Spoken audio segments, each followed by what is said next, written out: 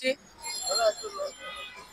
এই যে রক্তচোষার সিদ্ধান্ত, বর্ধিত শুল্ক ও কর প্রত্যাহার, এই কর প্রত্যাহার করলে আমার একের উপকার হবে, নাকি আমার সাংবাদিক ভাইদের উপকার হবে, নাকি আমার এই বাংলাদেশের সকল নাগরিকের উপকার হবে? আমি প্রশ্ন করছি, আমাদের সবার উপকার হবে, তাই না? একটা কথা আমি একটু স্মরণ করে দিতে চাই আপনাদেরকে, যে আপনারা সকলে জানেন, এই যে ভ্যাট যে ট্যাক্স বাড়িয়েছে, এই ট্যাক্স বৃদ্ধির মধ্যে আমাদের বাংলাদেশে যে আমরা সবার ফোনে ফোনে আপনারা যে আমাদেরকে যে আপনার সংবাদ যে সংগ্রহ করছেন, এটাও কিন্তু আপনারা ফোনে নিচ্ছেন, এবং আপনারা লাইভ করছেন, এটাও ফোনে করছেন।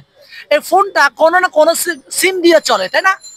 এই সিম, আপনার সিমের যে এমবি বলেন বা টাকা আমরা যে রিচার্জ করি, এই রিচার্জের মেয়াদ কেন থাকে?